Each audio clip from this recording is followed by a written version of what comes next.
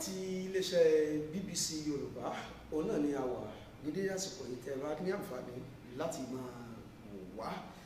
A wà nílùú Kútọ̀nù nílẹ̀ Bẹ̀nẹ̀ olómìnira níbi tí a ti ní àǹfààní láti rí agbẹjọ́rò olóyè Sunday Adéníyì Adéyẹmọ tí gbogbo ayé mọ̀ sí Ìgbòho Òòṣà. Iwájú wọn náà ni a wà báyìí. Ẹ káàárọ̀ o. Ẹ káàárọ̀. Ẹ jọ̀ọ́ ẹ jẹ́ kí àwọn èèyàn mọ̀ yìí. Ẹ ṣeun gan. Orúkọ mi ni lọ́ọ̀yà Ibrahim David Salami. Mo jẹ́ agbẹjọ́rò nílùú Benin. Èmi náà gan lára ọmọ Yorùbá ni mí, ọmọ Odùduwà ni mí. Ẹ ṣeun gan. Ẹ̀yin ni agbẹjọ́rò olóyè Sunday Adéníyì Adéyẹmọ. Ẹ̀yin lẹ ń gbẹnusọ fún wọn nílé ẹjọ́. A fẹ́ mọ̀, ǹjẹ́ lóòótọ́ ni àhesọ ọ̀rọ̀ táwọn gbọ́ wípé ní àgọ́ ọlọ́pàá wọ́n dè olóyè Sunday Adéníyì Adéyẹmọ lọ́wọ́, wọ́n dè wọ́n lẹ́sẹ̀? Ẹ ṣeun gan. Mo kí gbogbo Yorùbá láti Nàìjíríà títí dé Benin àti gbogbo Yorùbá, gbogbo àgbáyé táwọn wo ibiṣẹ́, táwọn wo tẹlifíṣàn mi. Ẹ ṣeun gan. Ṣẹ́mà, àwa tá jẹ́ agbẹjọ́rò àìsábà sọ̀rọ̀ ní tẹlifíṣàn àbí ní rédíò torí iṣẹ́ wa kóòtù la máa lọ ṣiṣẹ́ wa. Àmọ́ irọ́ pọ̀ nú ọ̀rọ̀ àwa Yorùbá ara wa fún orí ọ̀rọ̀ Sunday Adéyẹmọ alias Ìgbòho. Nítorí ẹ̀ ni mo ní pé kí ẹ wá ká sọ̀rọ̀ lónìí kí fi ṣe àlàyé fún yín, ká fi máa kókó ọ̀rọ̀ àti èyí tó jẹ́ irọ́ àti èyí tó jẹ́ òótọ́. Fún àkọ́kọ́ ń tẹ béèrè, àwa agbẹjọ́rò tá à ń gbìyànjú láti gbìjà Ìgbòho, àwa márùn-ún ni. Sunday Adéyẹmọ gbà tí a lọ rí ní police station, wọ́n lù, wọ́n sì jẹ níyà, wọ́n sì so ní pańpẹ́ lẹ́sẹ̀. Ohun tí wọ́n ṣe tí ò dáa tó jẹ́ nǹkan tí wọ́n yìí sábà ṣe nílùú wa, òun ní pé kán di pańpẹ́ máa lọ́wọ́ nínú ilé ọlọ́pàá tó di pé wọ́n ti tilẹ̀kùn mọ́ níbẹ̀, tó wá jẹ́ pé àti jẹun ó di pa, àti lọ ká ó di pa, tó yẹ pé ẹlòmíì ni ó máa help ẹ̀ láti ń pé ó bá fẹ́ lọ ká, ó bá fẹ́ tún rẹ̀ ṣe àbí tó bá fẹ́ jẹun. A sì gbìyànjú nítorí èmi tẹ́ ń wò yìí mi ṣe lọ́ọ̀yà nìkan, mo tún jẹ́ lecturer, professor ni mí ní University Benin, mo ń kọ́ wọn ní law. A sì máa ń pé human rights ó kọ̀ ń pé inú àwọn nǹkan tá a máa ń kọ́ àwọn student wa, àwọn ọmọléèwé wa ń pé human rights ò gbà wá láyè ń pé ká ṣe bẹ́ẹ̀. A sì gbìyànjú, a pe àwọn ọlọ́pàá sí àkíyèsí, ọ̀gá àwọn ọlọ́pàá sí àkíyèsí, a sì tún pe prosecutor sí àkíyèsí. Àmọ́ pẹ̀lú bẹ́ẹ̀ náà ó dúkù bẹ́ẹ̀ tó ń pé ọ̀gbẹ́ni Sunday Ìgbòho ní police station lọ́wọ́ tá a ti ń sọ̀rọ̀ pańpẹ́ tó kù ní ọwọ́ ẹ̀ ló jẹ́ nǹkan tí kò dáa. Lẹ́yìn èyí ni wọn ò lù, wọn ò jẹ níyà, wọn sì fún ní pańpẹ́ sí ẹsẹ̀. Ẹ ṣe gan. A fẹ́ kí àwọn èèyàn mọ̀ wípé kí ni ẹ̀sùn tó wà nílé ẹjọ́ tí wọ́n fi kàn wọ́n gan-an, kí ni nǹkan tí wọ́n ṣe? Àkọ́kọ́ ká sọ bí tí gbogbo ẹ̀ ṣe lọ ná. Nígbà tí Sunday Ìgbòho kò ní Nàìjíríà, ọ̀nà ẹ̀yìn ló gbà, ọ̀nà kẹ̀kẹ́ ló gbà fi wá sí ilẹ̀ Benin. Òun pẹ̀lú ìyàwó ẹ̀ wọ́n á gbéra láti Benin láti wá lọ sí Germany. Nítorí pé ìyàwó ẹ̀ Germany ni máa ń gbé pẹ̀lú àwọn ọmọ méje tó ní, Germany ni wọ́n wà. Òun pẹ̀lú ìyàwó ẹ̀ wọ́n ń gbìyànjú láti lọ Germany, ní wọ́n á dé airport. Gbàtán dé airport ni àwọn ọlọ́pàá tó wà ní airport wọ́n dá dúró ń pé ìjọba Nàìjíríà ó kọ̀ ránṣẹ́ sí ìjọba Benin ń pé tó bá wà ní Benin ń pé ká mú, èrí ẹ̀ ni wọ́n fi mú. Ìyẹn ní pé kì í ṣe ń gbé ó lòfin ní Benin, kò lòfin kan ní Benin, wọ́n sì rí passport Benin lọ́wọ́ ẹ̀, irọ́ ni, wọ́n á rí passport Benin lọ́wọ́ ẹ̀. Passport tán rí lọ́wọ́ ẹ̀ passport Nàìjíríà ni. Inú passport Nàìjíríà yẹn ó wá ní card, residence card ti Germany, òun ló ń bẹ lọ́wọ́ ẹ̀. Kò sí visa, kò ní besoin, kò tún ní di visa àti lọ Germany, òun pẹ̀lú ìyàwó ẹ̀. Eré ọwọ́ bẹ́ẹ̀ náà fi mú àwọn méjì. Ẹ ṣe Ó dá mi lójú pé gbogbo àwọn èèyàn tí wọ́n ń wo BBC Yorùbá wọ́n ti máa wo bí a ṣe ń bá agbẹjọ́rò olóyè Sunday Adéníyì Adéyẹmọ Ìgbòho sọ̀rọ̀ jómitóró ọ̀rọ̀. Ǹjẹ́ gẹ́gẹ́ bí ẹ̀ tí ẹ jẹ́ agbẹjọ́rò fún wọn, ǹjẹ́ ìjọba Nàìjíríà ti kọ̀wé pé ìjọba Bẹ̀nẹ̀ pé kí wọ́n fi olóyè Sunday Adéyẹmọ ránṣẹ́ sáwọn? Kókó ọ̀rọ̀ náà nìyẹn, ibi tí ọ̀rọ̀ náà gbé ta kókó sí nìyẹn. Nígbà tí wọ́n dá dúró tó fi jẹ́ pé wọ́n fẹ́ fi dájọ́ ẹ̀, àwa rò ń pé ìjọba Nàìjíríà ó kọ̀wé ránṣẹ́ sí ìjọba Benin pé kán da ránṣẹ́ sí ká extradite ránṣẹ́ sí ìjọba ránṣẹ́ sí Nàìjíríà. Nígbà tá a wá ń wádìí ẹ̀, tá a wá ń wọnú kéèsì yẹn tó wà ní court, a wá rí pé ìjọba Nàìjíríà ò ní kán gbé ránṣẹ́ sí Nàìjíríà lọ́wọ́lọ́wọ́. Ìbéèrè yẹn ò sínú kéèsì yẹn. Ìbéèrè tó wà nínú kéèsì yẹn ni pé ìjọba Nàìjíríà ń ṣàlàyé pé àwọn nídìí káwọn mú Sunday Ìgbòho ń pé ó lòfin ní àwọn ń sọ pé ó lòfin ní Nàìjíríà ń pé tí ìjọba Benin bá rí kí ìjọba Benin kó dáwọ́ lé lórí. Ohun táwa ń bẹ̀rù fún tínú ọdún fún ni pé kò ṣe nǹkan fún ìjọba Benin. Tí ìjọba Benin bá mú ìtorí ìjọba Nàìjíríà ni, tí ìjọba Benin bá mú ìtorí ìjọba Nàìjíríà ni, kó sì tó di pé wọ́n sọ pé wọ́n fẹ́ múlẹ̀ yìí, wọ́n gbọ́dọ̀ fi proof àgbéyanjú pé ó lòfin Nàìjíríà. Lọ́wọ́lọ́wọ́ nísìn àti rí àrídájú ẹ̀. Ìyẹn ni pé ohun tí àwa ò fẹ́ ń pé kó ṣẹlẹ̀ ni pé nígbà tí wọ́n bá dá dúró sílẹ̀ yìí, kí ìjọba Nàìjíríà kó wá ṣe regularization ń gbé nísìn pé nígbà tẹ́tí mú yẹn kẹ̀dá ránṣẹ́ sí Nàìjíríà. Ohun táwọn ò fẹ́ rárá nìyẹn. Ẹ fi yé wa pé lọ́wọ́lọ́wọ́ báyìí ìjọba Nàìjíríà ò ti sọ pé kí wọ́n mú wá fáwọn, àmọ́ ìjọba Benin mú látàrí wípé àwọn ti gbọ́ pé wọ́n ń wà ní Nàìjíríà. Ǹjẹ́ lè ṣàlàyé fún wa bó ni wọ́n ti mú wọn gan? Àwọn kan ní wọ́n ti wà nínú bàálù nínú àfihàn kí wọ́n tó mú wọn, àwọn kan ní wọ́n lọ tọ̀, àwọn kan ní wọ́n lọ jẹun. Bó ni wọ́n ṣe mú wọn gẹ́gẹ́ bẹ́ẹ̀? Nígbà tí wọ́n wá airport, wọ́n ṣe formalities àwọn ẹrù wọn, wọ́n ti kó ẹrù wọn lọ. Nígbà tí wọ́n fẹ́ presenter passport fún police station tó wà ní airport, òun náà fi mú wọn.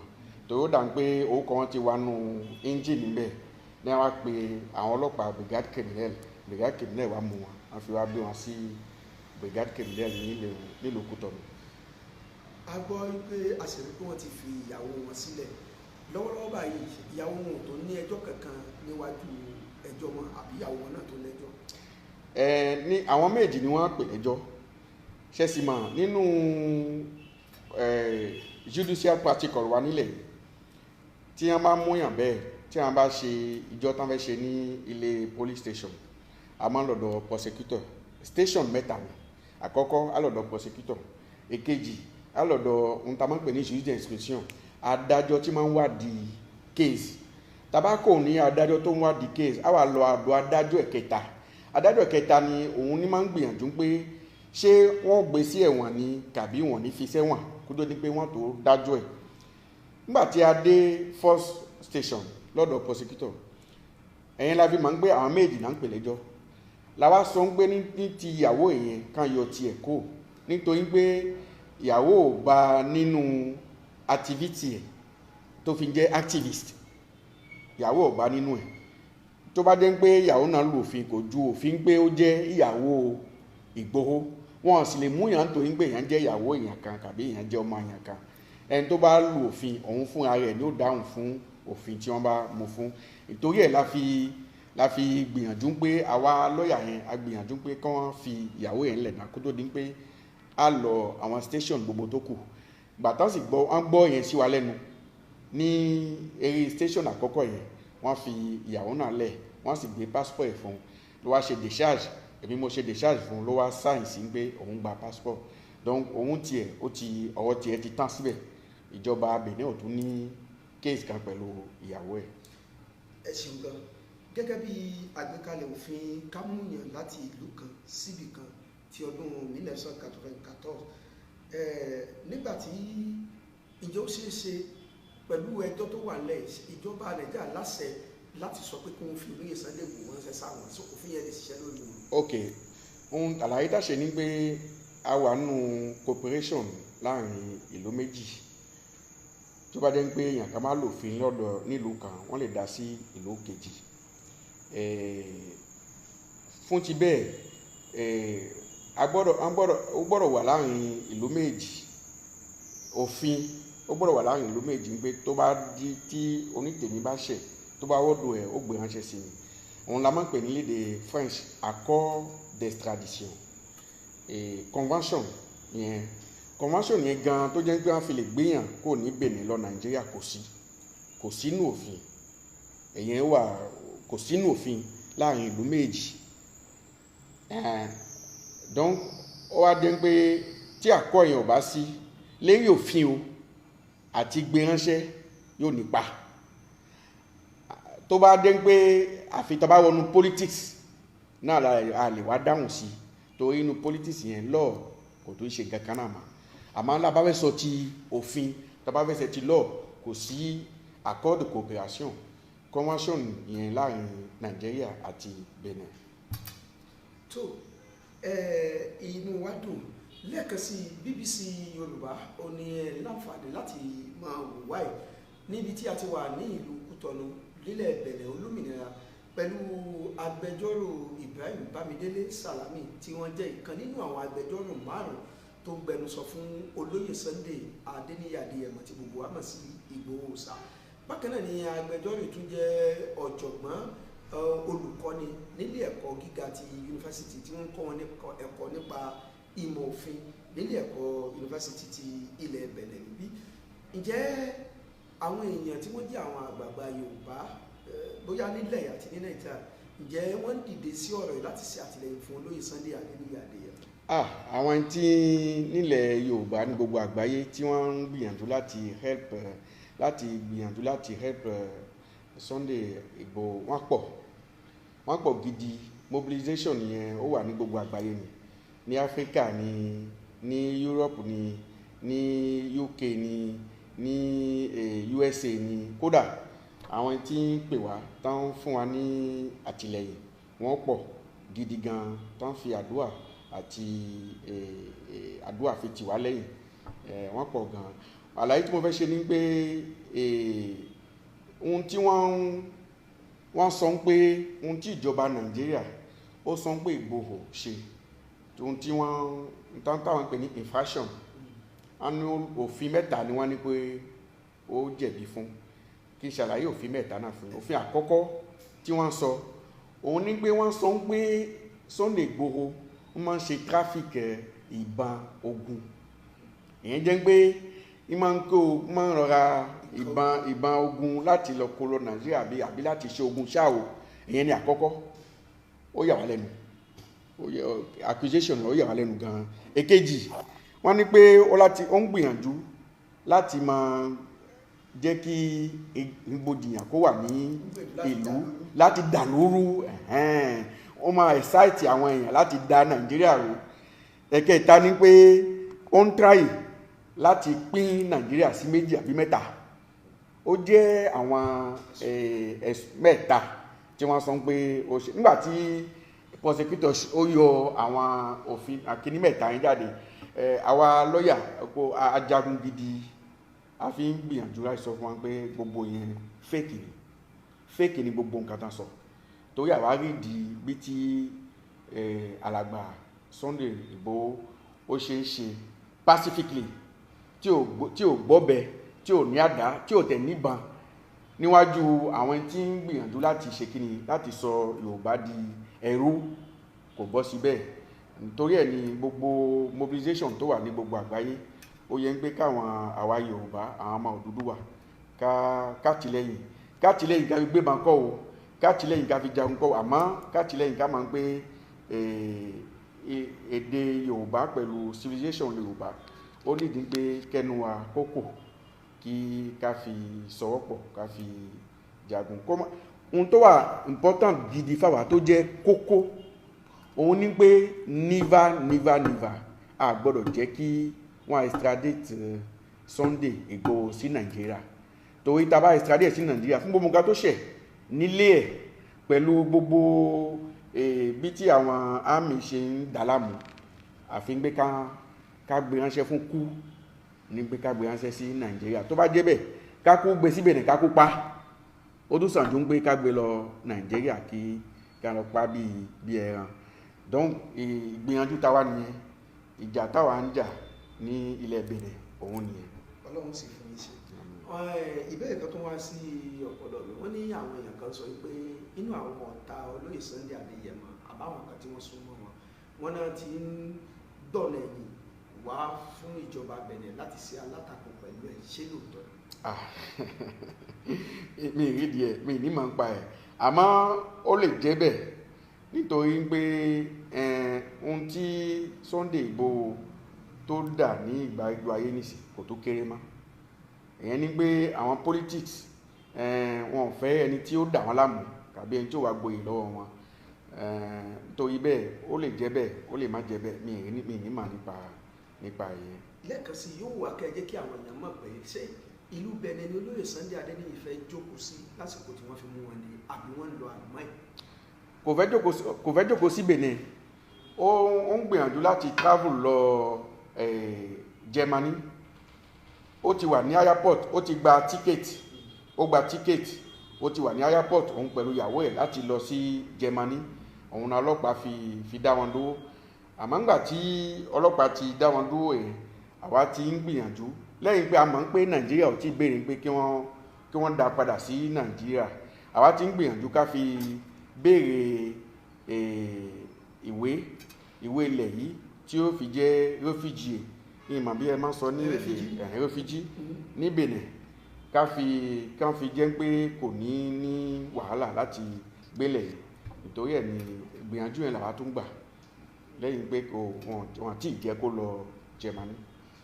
tó a dúpẹ́ púpọ̀ lọ́wọ́ gbogbo ẹ̀yin olólùfẹ́ BBC Yorùbá tí ẹ ti darapọ̀ mọ́ wa gẹ́gẹ́ bí mo ṣe wí ní ìbẹ̀rẹ̀ mo ní BBC Yorùbá ti balẹ̀ nígbà báyìí sí ìlú Kútọ̀nù nílẹ̀ Benin olómìnira níbi tí a ti ní láǹfààní láti bá ọ̀jọ̀gbọ́n Ibrahim David Salami tí wọ́n jẹ́ ìkan nínú àwọn agbẹjọ́rò márùn-ún tó ń gbẹnusọ fún olóyè Sunday Adéníyì Adéyẹmọ ní ilé ẹjọ́ látàrí mímú tí wọ́n mú wọn bẹ́ẹ̀ sì ni gbogbo náà láti wọ́n rí òdodo ọ̀rọ̀ nínú àwọn nǹkan tó ń ṣẹlẹ̀ eléyìí tí ó ti ń yé wa nípa ọ̀pọ̀lọpọ̀ awuyewuye àti ìròyìn ẹlẹ́jẹ̀ tó ń lọ nípa olóyè Sunday Adéníyì Adéyẹmọ Ìgbòho Òòṣà wọ́n jẹ́ kó yé wa wípé lọ́wọ́lọ́wọ́ báyìí ìyàwó wọn ó ti di ẹni òmìnira tí ó sì ní ẹjọ́ kankan níwájú ìjọba wọ́n sì jẹ́ kó yé wa pé ayé sọ̀rọ̀ ní etí àwọn èèyàn gbé káàkiri pé ayédèrú ìwé ìrìnnà eléyìí tí a mọ̀ sí passport tó jẹ́ ti Benin òun ni wọ́n bá lọ́wọ́ olóyè Adéyẹmọ wọ́n jẹ́ kó yé wa pé irọ́ ni ẹ̀sùn tí ìjọba Nàìjíríà fi kàn wọ́n ó ló ṣokùnfà mímú tí wọ́n mú wọn wọ́n sọ nípa gbogbo àwọn ìgbìyànjú àti gbogbo àwọn akitiyan tó yẹ mọ́ àwọn ìgbésẹ̀ tí wọ́n ń gbé láti jẹ́ kí ọ̀rọ̀ ìkó bọ́ sí ibi tí ọ̀pọ̀lọpọ̀ àwọn èèyàn ń fẹ́ BBC Yorùbá òun náà ni a wà nílùú Kútọ̀nù ìjọ wo ni ilé ẹjọ́ tún yá báyìí.